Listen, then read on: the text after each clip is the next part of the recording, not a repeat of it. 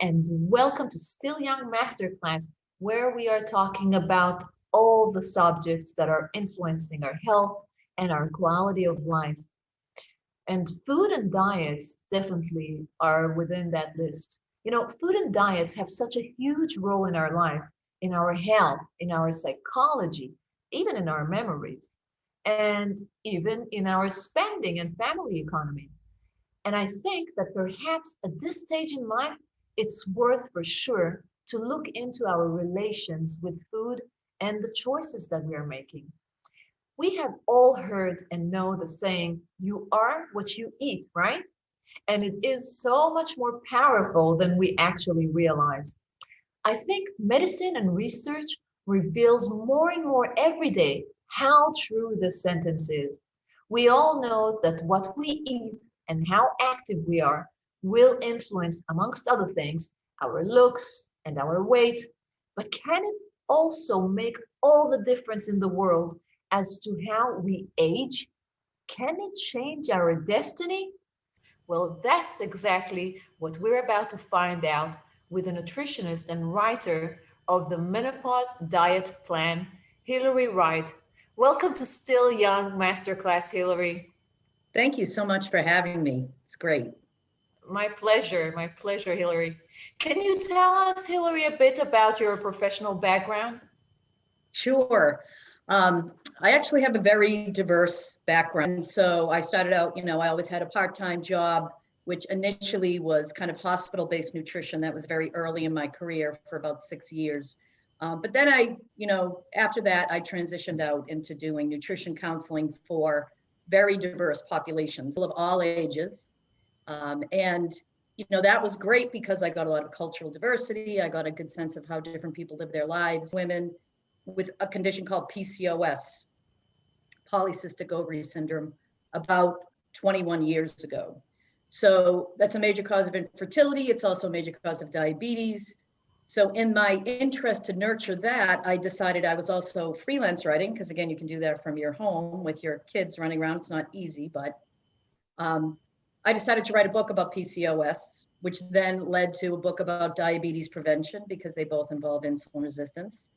And then eventually was recruited to become the nutritionist for a mind-body practice associated with Boston IVF here in Boston, Massachusetts. So it's one of the largest fertility practices in the US. Freelance writing, started consulting to industry around technologies to help people support their health, but never really lost track of my interest in taking care of people who were dealing with critical illness. So for the past 14 years, I've also been working part-time for the Dana-Farber Cancer Institute in Boston, taking care of people going through the cancer care experience, as well as people involved in cancer survivorship activities. From the time someone's diagnosed, we consider you a survivor, even if will forever be treated. So I consider myself very lucky that I have this interesting, diverse professional life that allows me to provide support to people during some of their most trying life experiences. And I feel grateful that I'm comfortable living in that space. I have to tell you a secret, Hillary. Many, many years ago, I have visited Dana-Farber Cancer Institute, and that's where I received the treatment protocol, which was very new at the time. I'm talking about over 20 years ago. No kidding. When I was a young patient with lymphoma, with non-Hodgkin lymphoma, I met there Professor Canellis, George Canellis. Wow, yes. So it's very amazing. Special for me to have someone from this excellent institute here on the Still Young Masterclass. Really, really special. Oh, that's incredible. Yeah, it's an amazing place. People will say to me, how can you work there? Isn't that depressing? And I always say, well, it has its moments, particularly when you have young patients and things like that. I said, but, every day I go to work and I do that thing that I think humans are supposed to be on this planet for. I give to others. I try to help others. I tell people all the time, that feeling you get when you carry the older lady's groceries across the parking lot, makes you feel good. I get that every day when I go to work. That's priceless. Yeah. And for a woman as busy as you, working there, and as a mother of 3 sons, like you told us, I wonder what led you to writing your recent book, the Menopause Diet plan? Well, interestingly, of course, it was my life experience. So I'm now a woman of menopausal age. I actually didn't hit menopause until 55, which is fairly on the Wow. older end of the spectrum. And I also actually have never had hot flashes, which is really unusual. But I certainly noticed the other things about your body and your brain and things that change, particularly in terms of the effect it was having on what I felt like I was having. My memory was really going down the tubes. I started to look for, what is out there for women to help them understand what's going on in your body through the perimenopause and the menopausal years. There really wasn't the information there that I was looking for. And all along, I had been having conversations with my best friend from college, Liz Ward, who is my co-author on this book, also a freelance writer, and she's a fabulous recipe developer. So I give, her the vast majority of the kudos for the great recipes that are in this book. So we had, I was talking to her. She was, again, same thing. She was kind of hitting this menopause thing a little bit on the later side. And we were like, so what's normal? And what should change? Is there something that we need to do differently?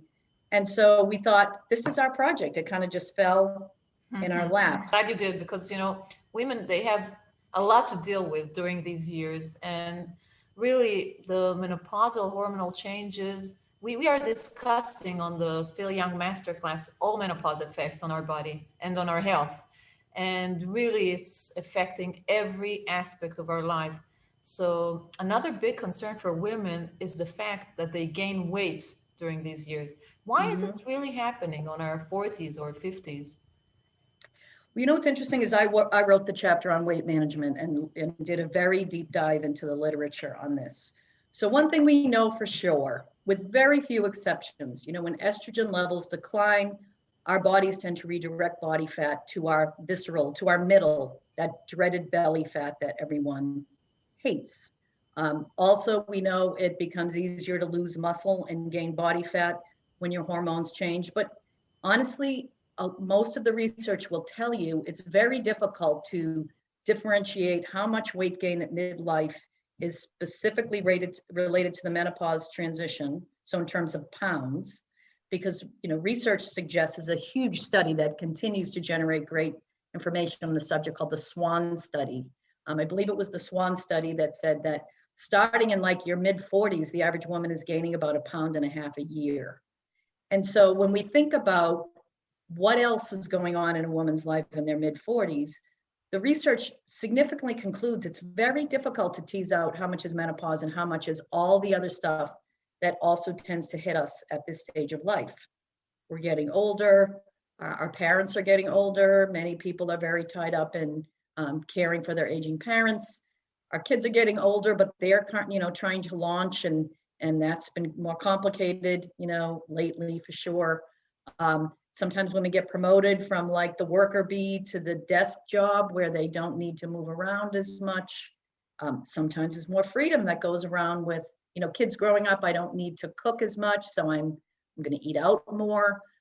We talk in the book about how there's some evidence to suggest women in midlife start to drink more alcohol in many instances. So many potential things at play that can affect your weight at midlife that, again, from a physiologic standpoint, body fat redirecting to the belly is real, slower metabolism is real, loss of muscle mass and gaining of body fat is a real natural tendency. However, we know that there's a lot that we can do to mediate that with strength training, actually using your muscles. It's one of the few things we have in our, deck to counter that natural kind of metabolic slide that comes along with losing lean mass as we get older.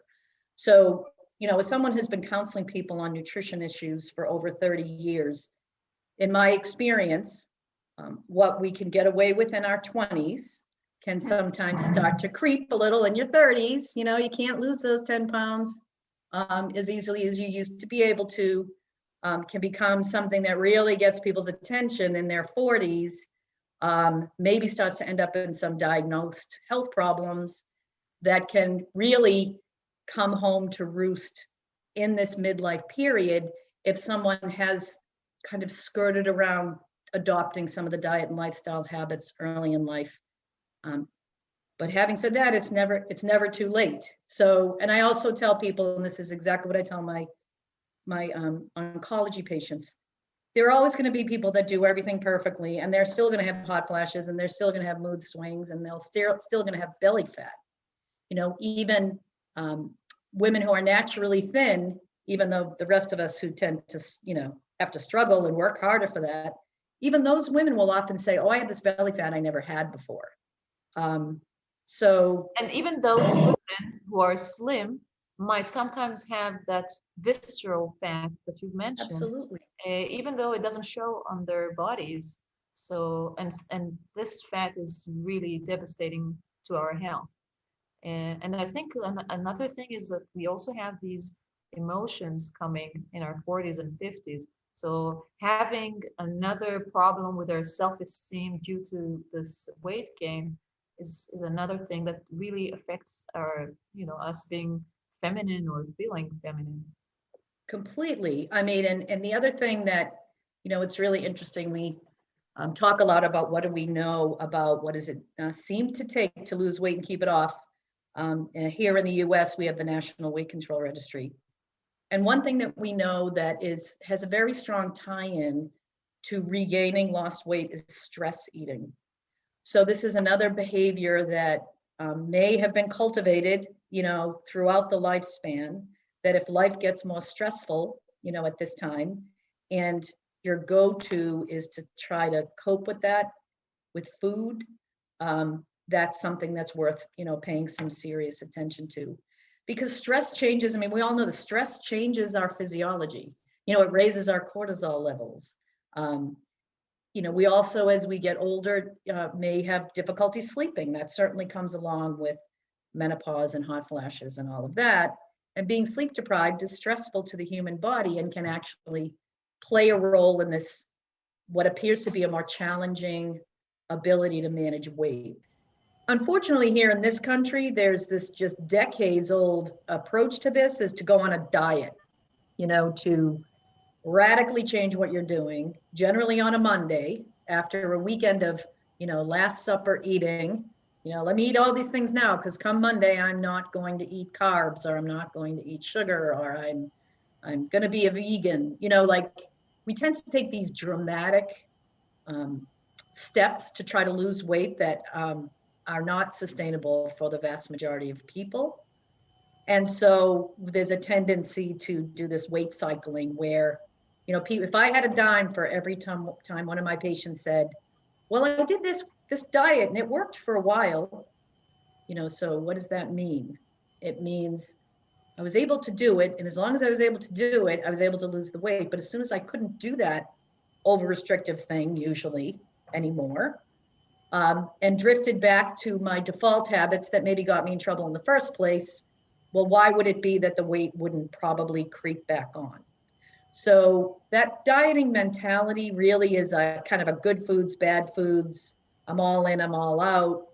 I'm behaving myself, or I'm cheating. You know, we really discourage that kind of thinking in our book and say, listen, let's just make note of the fact that the same research that suggests the type of diet and lifestyle pattern that is good for your brain and that is good for your heart, that will help to lower your risk of diabetes, probably will help you stay the healthiest weight you can be while still living an enjoyable life.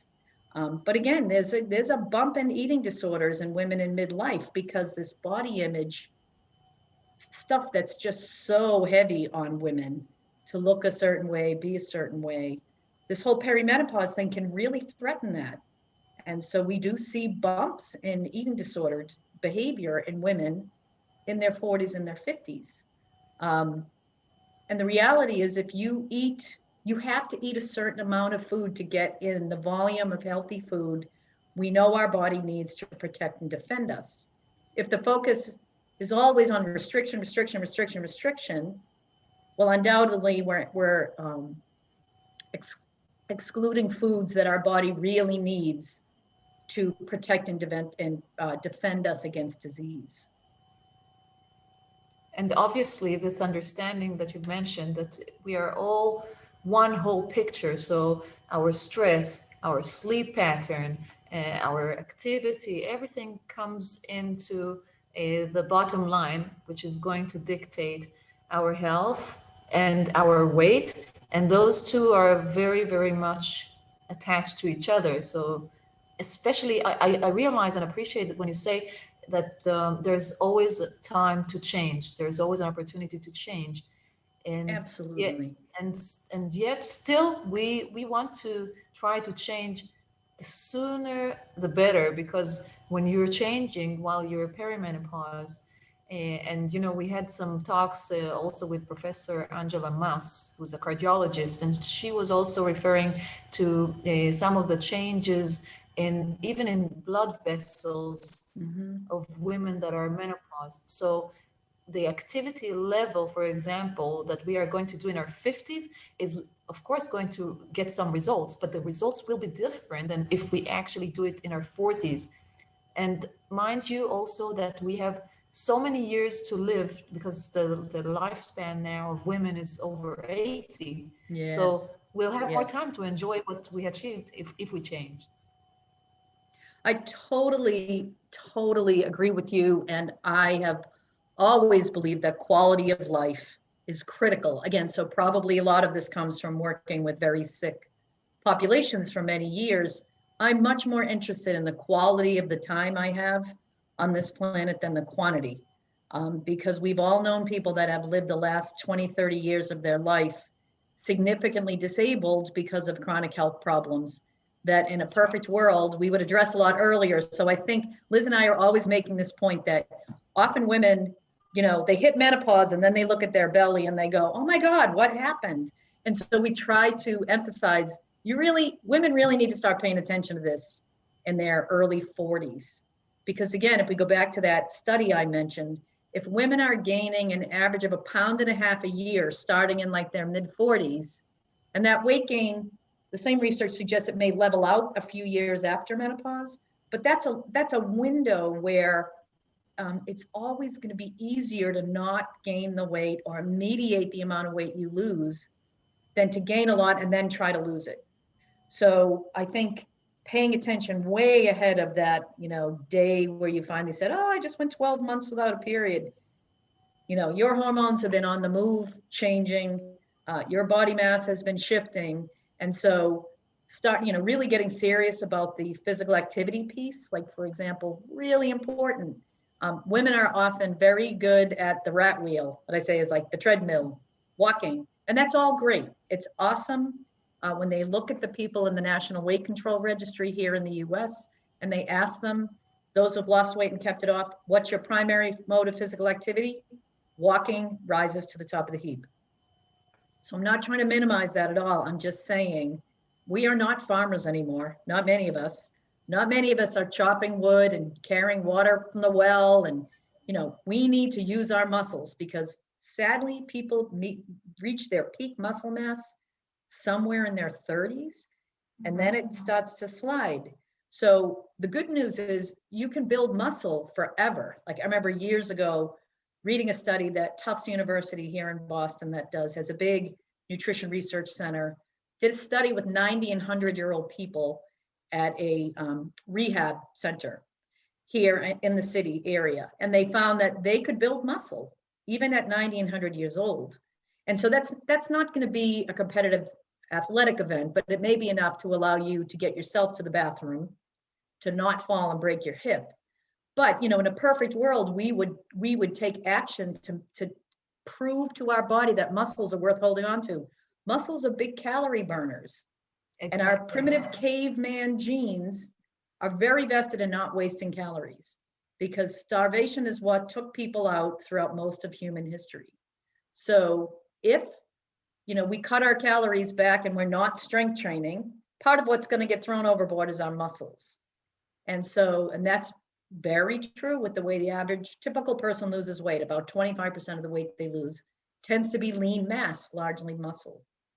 Well, that can set the stage to make it easier to regain weight if you drift back to your old habits, like the model we mentioned before. But there is evidence to suggest that, while somebody's trying to trim up their calories and do some more physical activity to lose some weight, if they eat enough calories so that when they eat protein, and our body uses protein best when we take it in chunks over the day. Women are often not very good about that. We'll say, oh, I'll just eat a bunch of chicken at dinner, and we're not really thinking. So we talk a lot about food distribution. But by eating enough protein and strength training, using your muscles through a period of time of trying to lose some weight, science suggests you can mediate a lot of that weight loss. So muscles are there to buoy our metabolism, protect our joints, protect our knees, protect our hips, and give us the stamina and the energy to participate in life again, to have that quality that we all want. But to your point, absolutely, if you engage sooner, you'll likely navigate this phase of life a little easier and be more likely to successfully age. But physical activity is critical. I mean, we've all seen it. It's critical. so important, and it's a big intake.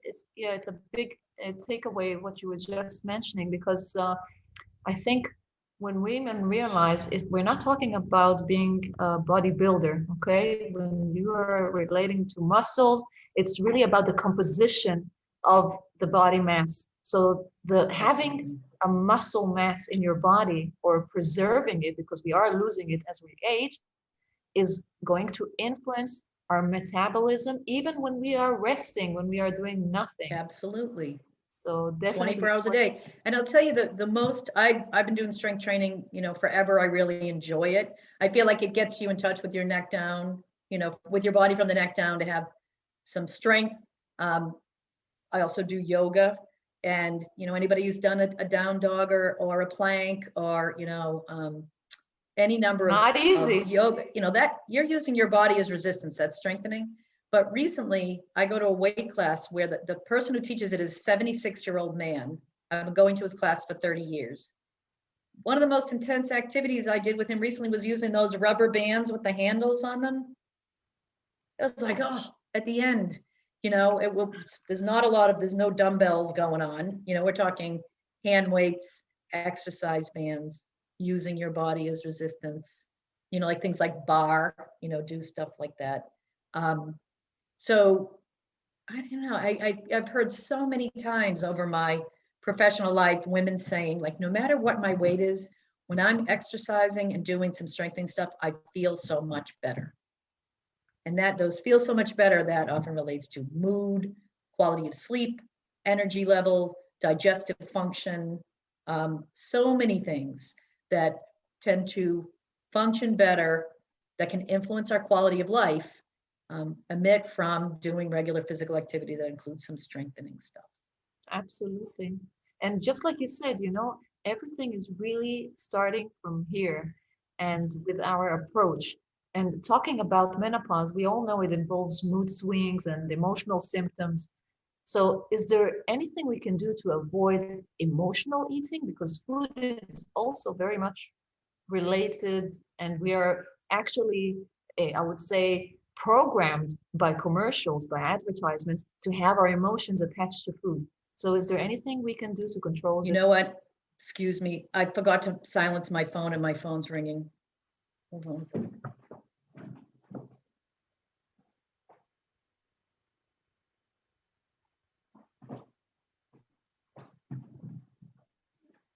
I'm so sorry about that. No worries. No problem. So my question is there anything we can do to avoid emotional eating? I think the best strategies to avoid emotional eating are to develop other ways to manage stress that don't involve food. So food is nurturing, food is self-care, like there's no question that we all have a tight emotional relationship with food. I mean, it's the cornerstone of our celebrations, of all these, things that happen, like, oh, the food, it's going to be fantastic. When we develop a habit of, I'm stressed, I'm going to eat this food or that food, cravings also are often tied to specific foods, and emotions. To some degree, it's normal. It's when it comes to the point where it becomes the mode of coping that it's a player. So as I said, in the National Weight Control Registry, they're what they call look back studies where they look at people who lost a certain amount of weight, kept it off, and then they go back and they check in with them years later. They find that stress eating is one of the things that ties to a greater likelihood of regaining it. So exercise, again, great mode of stress management. Sometimes it might be, full-blown therapy. I mean, I have had many clients that I have referred to a therapist because their reaction to food is a mode of managing stress, of getting attention, of tying it in with all their emotions is so deeply seated that I feel like it's out of my lane. I think therapy can be great for that. But so can distractions. Some people will meditate, picking up the phone and talking to a friend or another human being, finding alternative ways to manage stress is really critical to not always defaulting to stress eating, particularly if that behavior has deep roots. But again, exercise is, a lot of times cravings for foods have a limited lifespan, maybe lasts for 10 or 15 minutes. So if we can just get ourselves thinking somewhere, somehow differently by calling a friend, taking a walk, get yourself out of that situation. As I always tell people, you may regret not taking that walk, but you'll never regret having taken it. So like here in the Northeast, we've had this strange warm weather lately, but it's going to get cold. So myself and a group of my friends, we're all committed to buying boots that have good treads on them and good clothes that we can walk in the cold, to just find a way to stay active and work off the stress, particularly now when we have, these pandemic things, and other things breathing down our back. I can tell you also that for me, it's also a lot of self-talking, because I think that everything we do definitely originates from the thought that we had. And sometimes when I just put that question mark, Edith, are you really hungry now? Or is it just something, that has nothing to do with being hungry? So I will start with drinking a glass of water. Sometimes I realize, okay, I was just thirsty, not really hungry. Right. And, I'm also using a lot my position as a mother, because being aware is also something that I'm trying to practice in my motherhood, especially to my daughters. And I'm trying not to create this synergy, this connection between, you were good, so you're going to get something, as a reward. Right. And also, if somebody's not feeling so great, you want to go out for ice cream, so I'm really trying to avoid this. And it's hard sometimes because we've been raised up this way. So I think being a good example to our children is also a very, very strong motivator, at least in my case. And I know that you have been raised by a big family of 8 children, where you had a great example of your six parents. Children. Yeah, a family of 8, 6 children. No, I couldn't agree with you more. I mean, even though I grew up in a household with 2 of my brothers, so I have an older sister and 4 younger brothers. 2 of my brothers have had type 1 diabetes since they were 7 and 11 years old. So my mother, back in the 1970s, went to Children's Hospital in Boston and had to learn how to help manage her little children's insulin and type 1 diabetes and all of that. Now, I also grew up in a big Irish Catholic clan where, big family meals and gatherings and, food was always, involved in one way or another. But foods were never categorized as good foods and bad foods. Like I knew when I went to my grandmother's house, I would have I would have molasses cookies. That, I associated, that was a treat.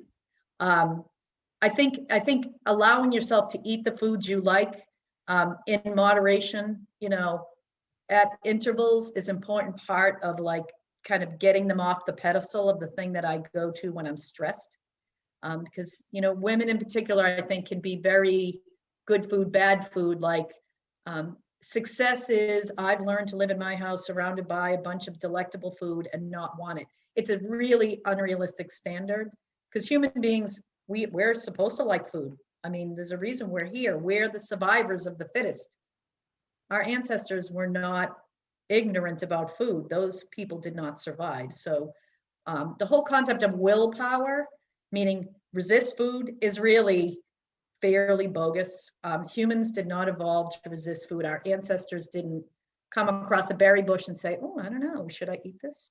So we're supposed to be opportunistic eaters to some degree. So, and then we talk about this in the book, you know, environmental control is important.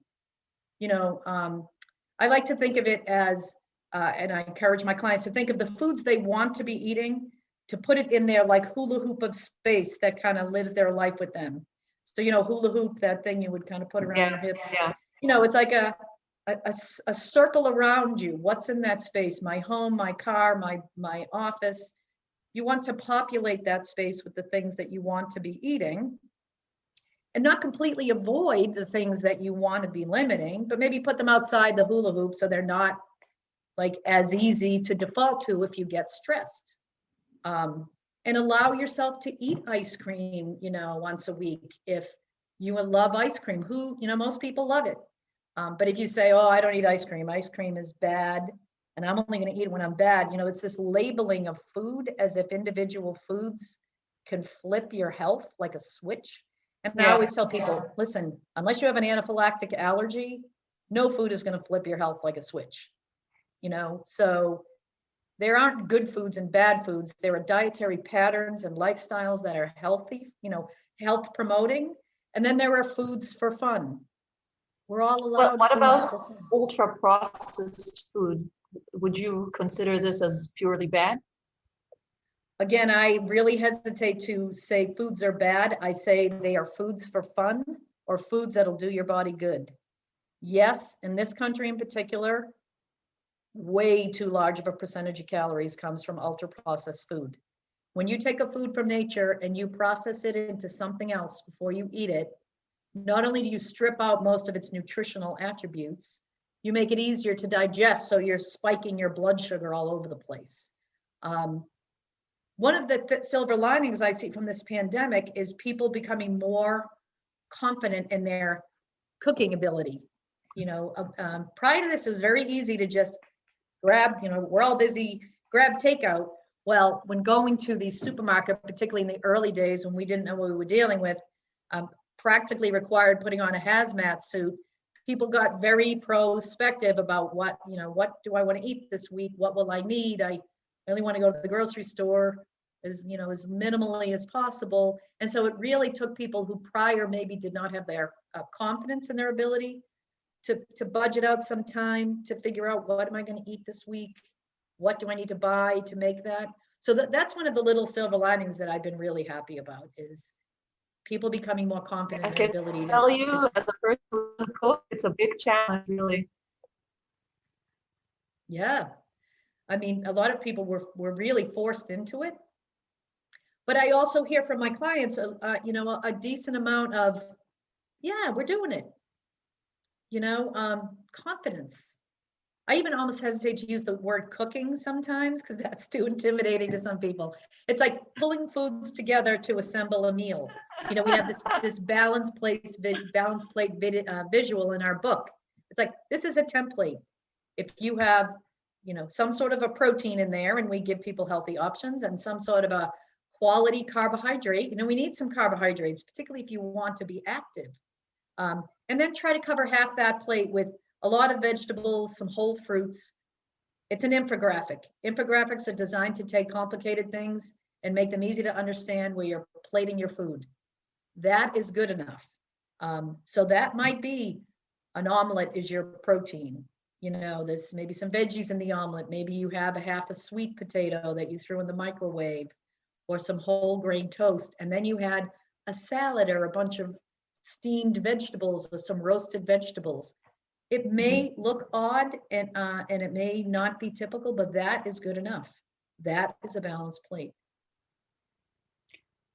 Amazing. And if definitely when we're talking about side effects of menopause, if we are giving it some thought and planning, could we really make a difference in all the symptoms of menopause with food? Yes. Yes. So, you know, and again, I don't want to make it sound too oversimplified, but it really is there's a reason why an overwhelming amount of research points to a plant-based eating as lowering your risk of every problem that we talk about in that book, as being good for your brain, for your gut, to quell inflammation, neutralize oxidation, help your body to detoxify itself. The thing is about when you say plant-based diet, a lot of people said, oh my God, she just told me I have to be a vegetarian. No. You can decide to be a vegetarian or a vegan. In fact, when I ask people about, people say they're a vegetarian, and then I ask them what kinds of foods they eat, often they're a lacto-ovo vegetarian, so they eat eggs and dairy, or they might eat eggs, dairy, and fish. Sometimes it comes down to people consider themselves vegetarians and they just don't eat red meat. So there's a lot of variety there, but they're all can fit into the template of a plant-based diet with a visual that basically says, if you try to cover 2/3 to 3/4 of your plate with unprocessed whole plant-based foods, like whole fruit, as opposed to drinking a lot of juice, lots of vegetables, whole grains wherever you can. Not only are these filling because they retain their fiber, and that fiber, by the way, is what feeds the healthy bacteria in your gut. So we're all now increasingly being educated about the importance of a healthy gut, that microbiome, that 3 or 4 pounds of healthy bacteria that coexists with us in our GI tract, that feeds off of fiber, that we now understand is actually good for your brain, can lower your risk for diabetes. And the immune system. Pardon me? And the immune system. And your immune system, like all of these things are so interconnected. But plant foods contain, we believe now it's likely, and so a very widely recognized version of a plant-based diet is the Mediterranean diet. Many people are familiar with the Mediterranean diet. When you look at any pictures of visuals of the Mediterranean diet, what really pops is color. So we now understand that beyond the fact that plants, fruits and vegetables are mostly water, so they're low in calories, they have fiber, they have vitamins and minerals, carbohydrates, proteins, fats, depending upon what the plant is. Plants contain over 100,000 additional compounds that we lump together, we call phytonutrients. Phyto just means plant in Greek, that occur in countless combinations in plant foods that basically act as the immune system of the plant. And by the way, they give the plant its color, its smell, and its taste.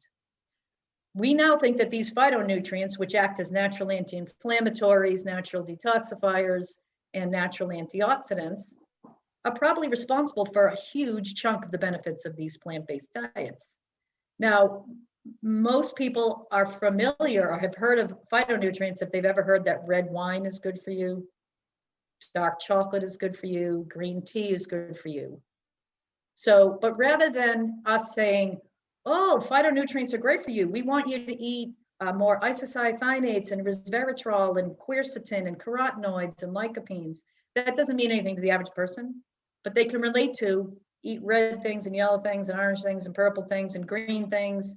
And by the way, throw in some cruciferous vegetables as a bonus.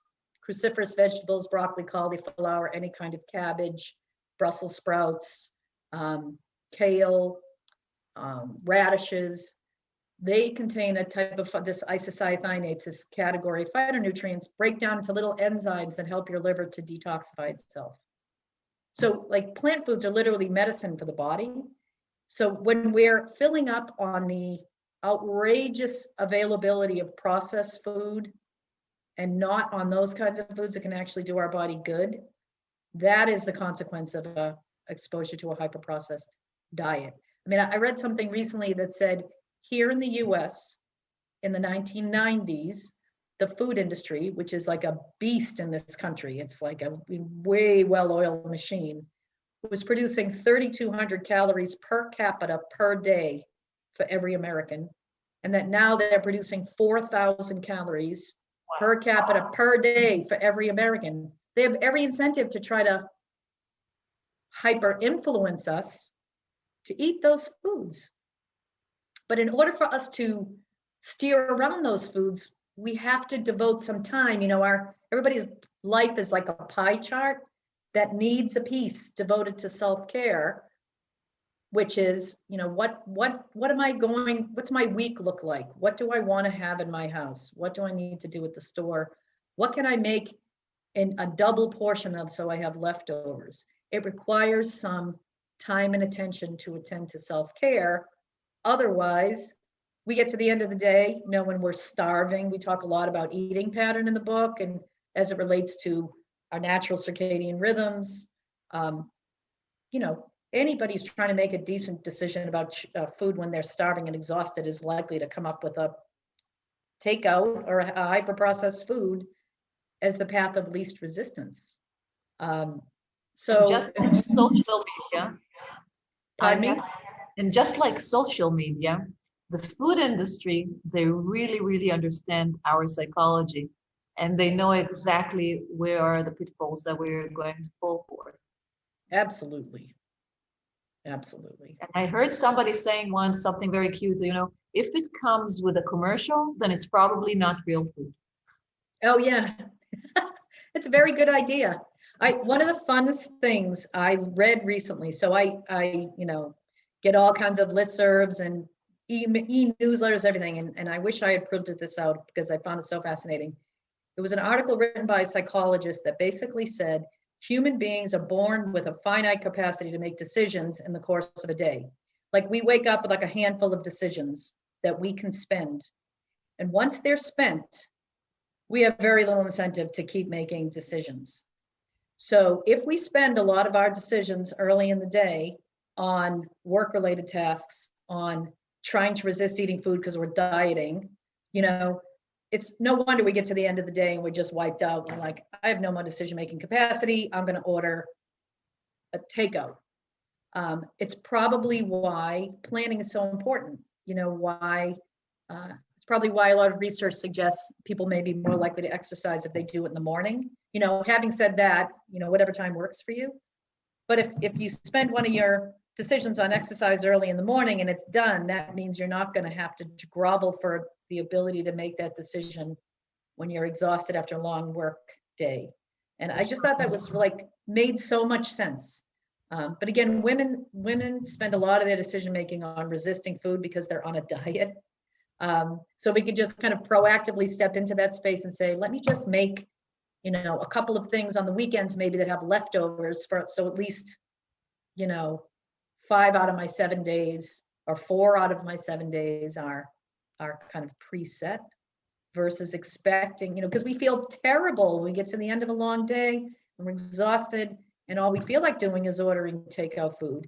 Then of course we feel bad that we're the weak loser who lacks some chip for intestinal fortitude or willpower, when really that's just what happens. When humans get too starved, humans eat whatever's fastest, quickest, cheapest. It's a survival thing. It's not a test of your character.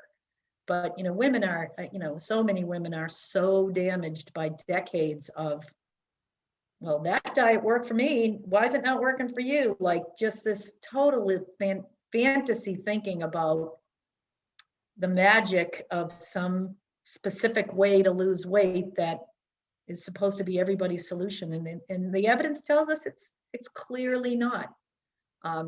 Even if we go back to that National Weight Control Registry, they come up with their own portfolio plan to manage their weight that's unique to them, that is undoubtedly built up by many of their past experiences to things, even if you did some unrealistic, eating plan to try to lose weight, even if you lost weight and regained it, you probably walk away from that experience a little smarter about what helps and what doesn't help.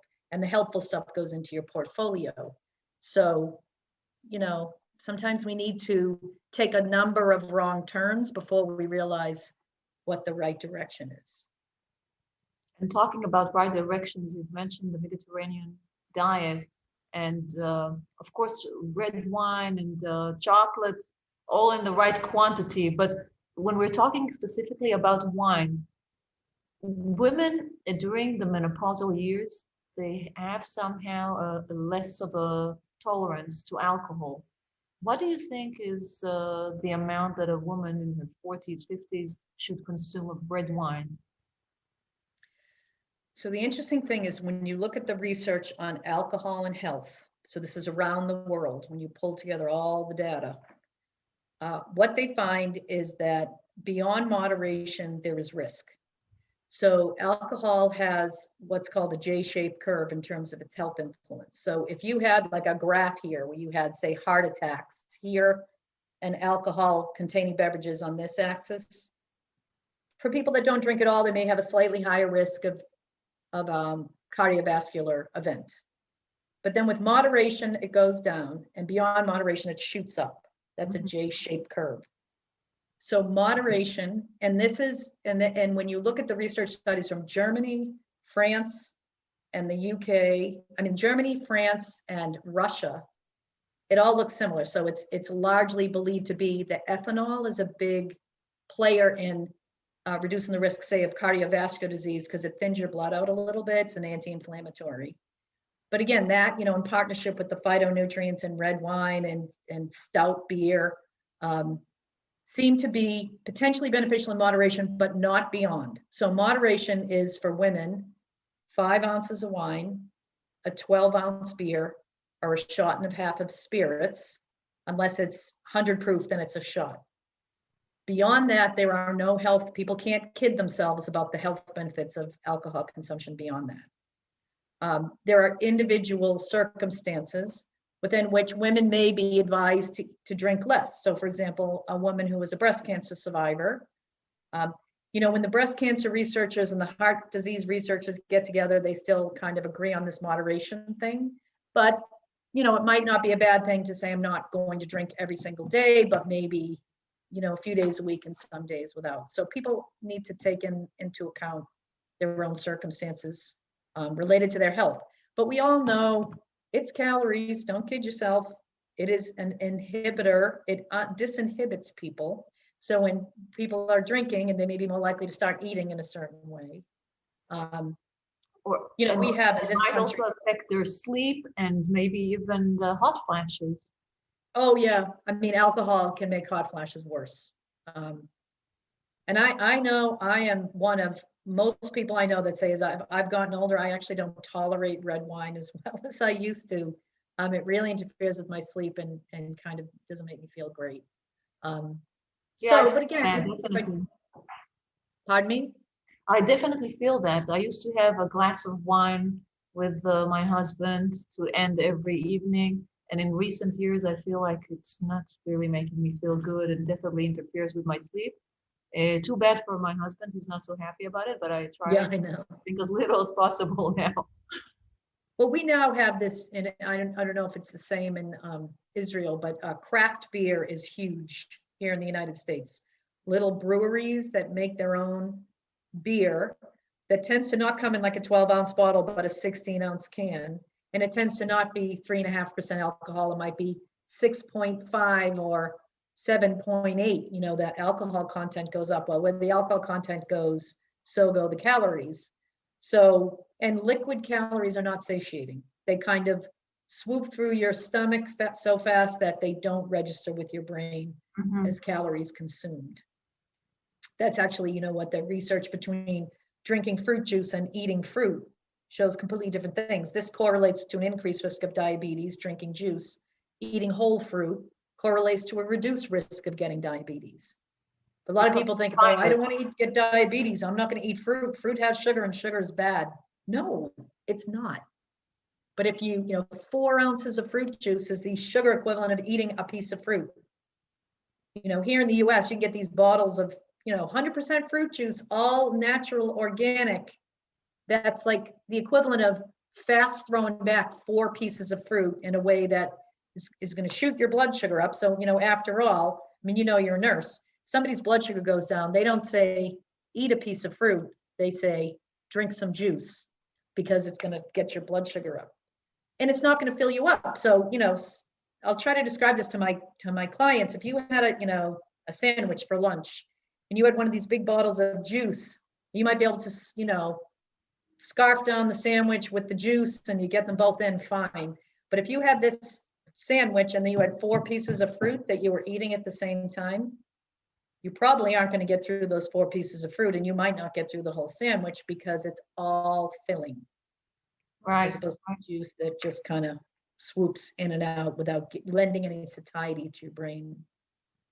And that's a very important point that you mentioned. And I think also about having those titles of healthy food, organic food, natural, 100%, all these tricks, I'd call them, commercial tricks, are not necessarily what is the right thing for our body. So we really need to educate ourselves about it. And that. So one interesting thing that I wanted to ask you was about dairy food, and especially given your background working with cancer patients, I've heard I've been doing a bit of research about the possible connection between dairy food and cancer, especially hormonal cancer like breast cancer. And what is your position about dairy food, especially for women our ages? So when at Dana-Farber, the nutrition team, we are always trying to look at the research and figure out what is the science, the well-done science telling us on this topic. So the thing about nutrition for us to first mention is it's one of the most difficult things to study. You're relying on people being accurate and honest. They've even done studies on people having difficulty being honest with researchers sometimes because they don't want to admit that they've had trouble following a plan or whatever. Nobody eats just one food. They eat all kinds of foods that make up their dietary pattern. So we tend to turn to the American Institute for Cancer Research, which is an organization here in the US whose sole mission is, in partnership with the World Cancer Research Fund, which is their European affiliate, their job is to constantly look around the world and look for the well-done research on the connection between diet, lifestyle, risk of getting cancer, and cancer survivorship. So when you look at their research and when it comes to dairy, the two areas that are of like where the evidence, it's not like super direct, but where there's some like, maybe might be a connection, where to this point there's the most agreement on the science is in a type of ovarian cancer called clear cell ovarian cancer. There's a question whether dairy or calcium. So again, it can become hard to differentiate between what elements of that food is actually providing the influence. Maybe some connection to an increased risk of clear cell ovarian cancer and prostate cancer. Beyond 3 servings a day, is there a potential risk, a link between dairy cancer? So prostate cancer is a hormone sensitive cancer. Is there a link between dairy, again, or calcium intake, because dairy is the most concentrated source of dietary calcium, and the risk of getting prostate cancer? There was a recent study that came out that looked at, with interest, is there a connection between dairy and breast cancer? And so we don't make, which, provided some interesting take-home points, but we don't make population recommendations based on individual studies. We want to see what does it look like moving forward. But we always tell people, if you're not comfortable or you're not sure, either don't eat something or don't consume it a lot. Mm-hmm. At the same time, there's research that ties dairy intake to a reduced risk of colorectal cancer, and that evidence is pretty strong. There's also, I remember reading a research study that came from somewhere in the northern Europe that looked at dairy associated with reduced risk of breast cancer. So there's so many potential confounding factors when it comes to looking at dietary patterns. They try to control for weight and other factors that may also, be playing a risk. I've not read anything, and I get this question a lot in the fertility world as well. And I've looked for it, and I can't find research that tells me there was a clear connection between those things.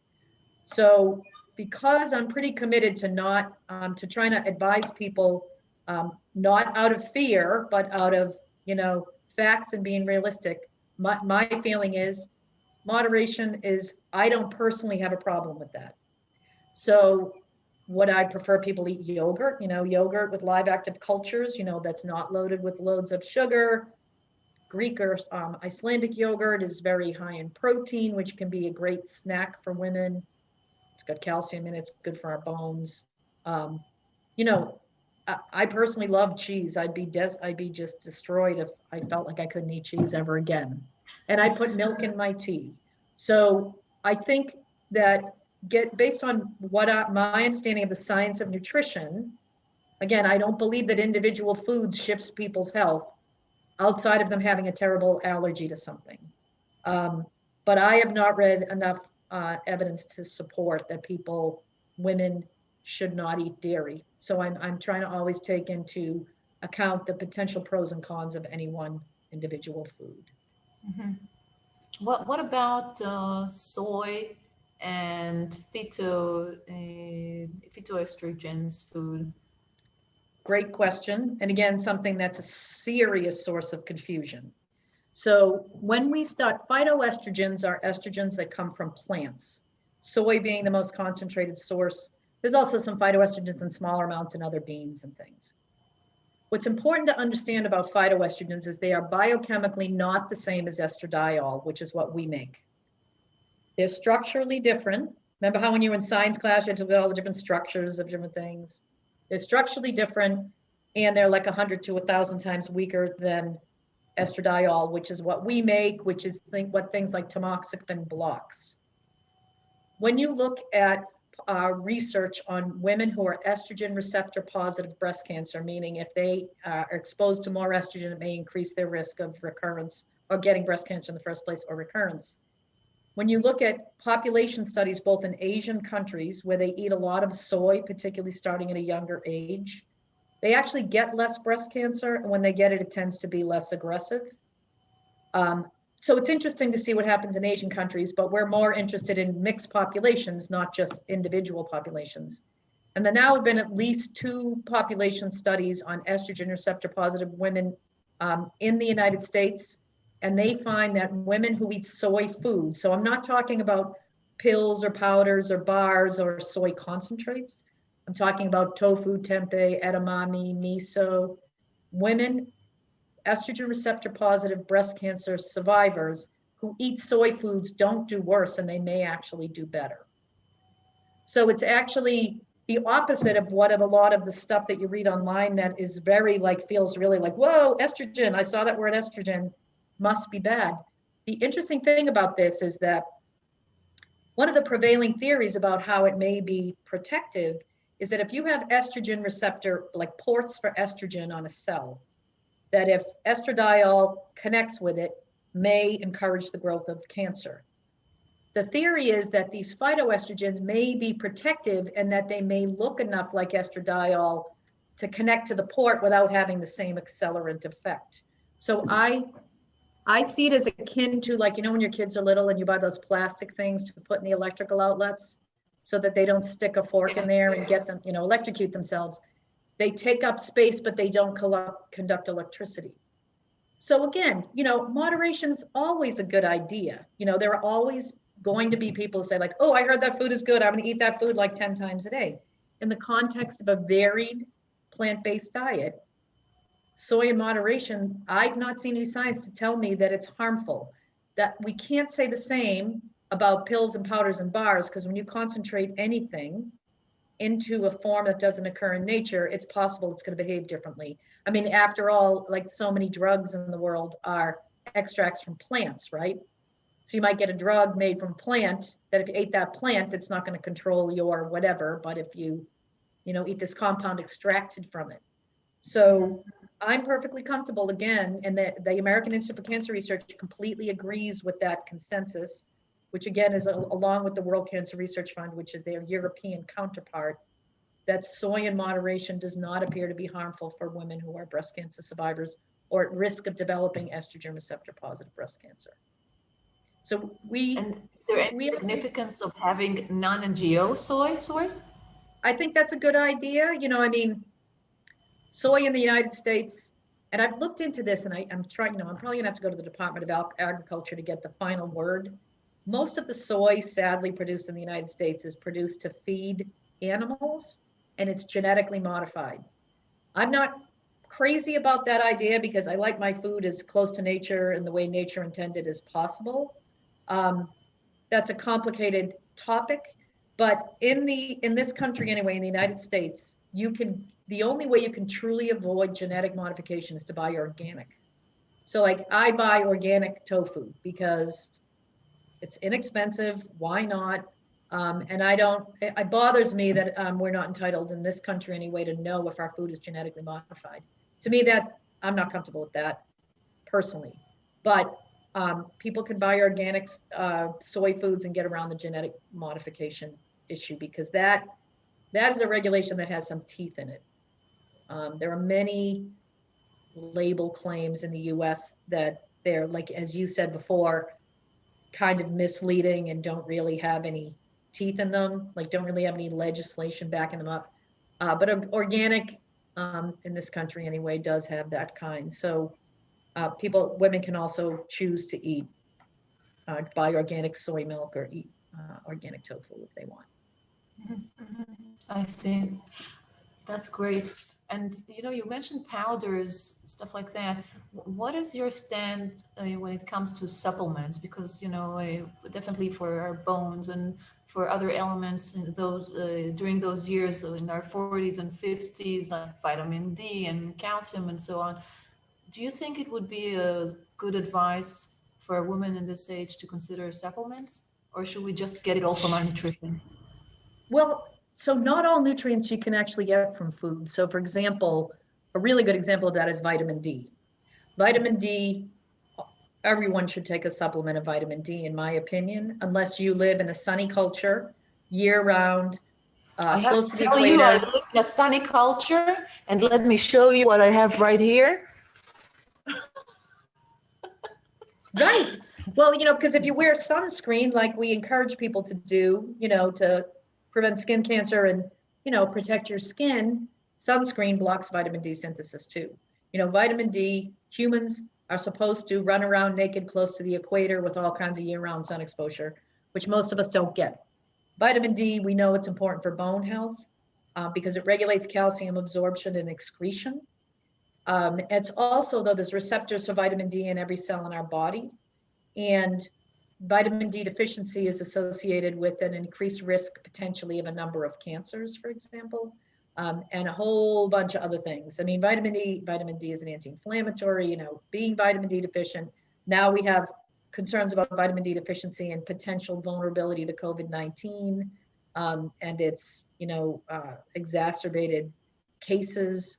But vitamin D, it's such a simple thing to take that I think to try to take at least 25 micrograms of vitamin D a day, particularly, for here in Massachusetts in the US, where, we're not going to get consistent close sun exposure, from October to April. Really important. Along those same lines, my preference is that women try to get half of their calcium from food, if possible. After menopause, the calcium recommendation goes from 1,000 to 1,200 milligrams. So, you maybe take one calcium supplement a day unless you're really a consistent, eater of calcium food. So that's where the dairy comes in for a lot of people who like it. I think a multivitamin, good old balanced multivitamin, multi-mineral supplement, some of which have extra vitamin D added to them and a little extra calcium. I think that's always going to be a good bet because most people don't eat perfect diets all the time. There are certain medications that are more commonly used by people as they get older, namely acid blockers like omeprazole, Prilosec, and a really, really commonly used drug called metformin or glucophage, both of which had some problems with it. It was discontinued, I heard. Yeah, it was. There was a recall. Metformin is a first line drug for diabetes, and both those acid blocking medications and the metformin block can create a situation where you have low B12 levels. So anyone taking those medications, and there are a lot of people taking both, should make sure they're taking a B12 supplement, preferably one that melts under your tongue, or at least have it a good dose of B12 in the multi that you're taking. Beyond that, it would be an individual recommendation, but those are the big ones that are most, that, supplements will never make up for lousy diets because, again, if we're talking about the plant-based diet and the phytonutrients, supplements aren't going to do that. I don't care what people say about like these juice concentrated things and these dehydrated vegetable pills, you can't tell me that something's not lost. Yeah. And production of things, it's not going to be the same as eating a salad, with 5 different Exactly. And listening to you, it's just reinforcing my very, very strong belief, both as an patient myself and a former nurse, that you have to be, to some level, your own doctor. You have to be educated, because just like you said, it's so individual. It depends on what you eat. It depends on your medications. There are so many factors that come into this equation that you need to consider. And sometimes, of course, you need to consult with a professional on every decision, but you do need to also have your own judgment and to have your eyes open. I mean, And dietitians, we always laugh when you read things and it says, ask your doctor if you should blah, blah, blah. And we're always like, you know what? I love doctors. I've worked with them forever. I continue to. The vast majority of them know very little about nutrition, and they may be as prone to believing misinformation as anybody else because it's not their area of study. I mean, it's kind of shocking to me that, I think some medical schools are trying to get them to be better educated, but, to their defense, I've worked with them. I've worked in teaching hospitals or practices my whole life. They have an awful lot to learn. And nutrition is its own science in and of itself.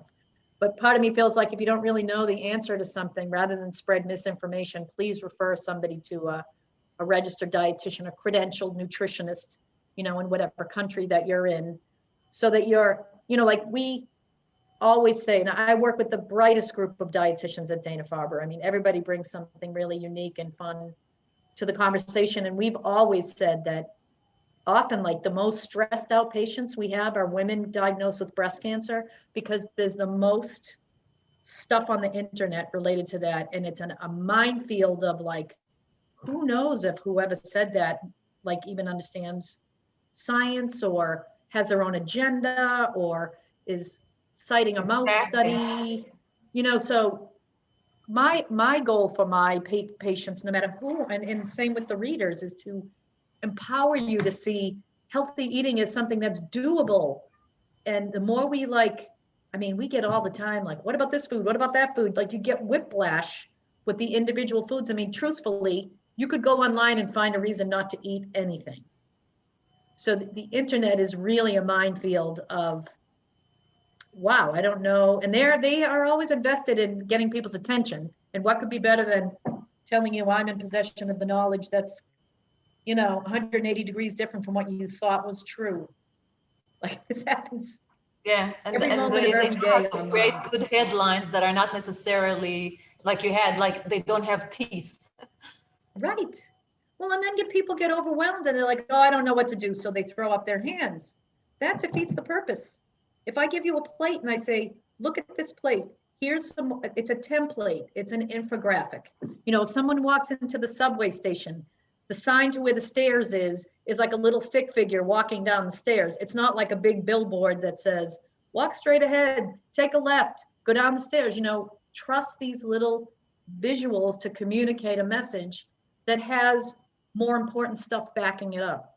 So this balanced plate that we kind of came up with, a version that we tweaked a little bit in our plate, it's very simple, similar to basically the Mediterranean. It's a visual depiction of the Mediterranean diet on a plate.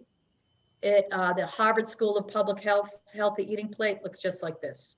The choose my plate, this is the visual depiction for the US government, looks just like this. The American Institute for Cancer Research has the New American Plate. It looks just like this. The American Diabetes Association used to have this cool tool called Create Your Plate. It looked just like this. It's because science is telling us what human bodies like. And it's more plants and less animal food, but that doesn't mean you have to have a whole list of foods you can never eat. As soon as you do that, you kind of give them this mythical status. And now you're into good food, bad food world, as opposed to what do I do most of the time? What do I do sometimes because food is fun and I like it? We're the 80-20 people. I don't really care what people do 20% of the time. I'm more interested in 80%. And if you want to be 90-10, good for you. But as soon as you aim for 100, you're going to disappoint yourself and you're going to constantly be tortured by what it is you think you should be doing, when really you're creating a situation where perfection is the enemy of good enough. I'm really convinced that food and nutrition is the best medicine and definitely the best prevention. And just like you said, it shocks me that in 2020, we still don't have it as an integrated discipline in training in medical schools and nursing schools. It's really a shocker. And that's why we are lucky to have you here. And that's part of the vision of my program, the Still Young Masterclass, to educate women, to make them aware, at least to make them able to ask the right question and have a critic thinking. And I want to ask you one last question, Hillary. If we could change just one thing, have just one advice to really improve our nutrition, our health, our quality of life, what would it be according to your experience? It would be to always believe that it's possible that your taste may change, because there's no getting around that eating vegetables and whole fruits are critical to the health of the human body.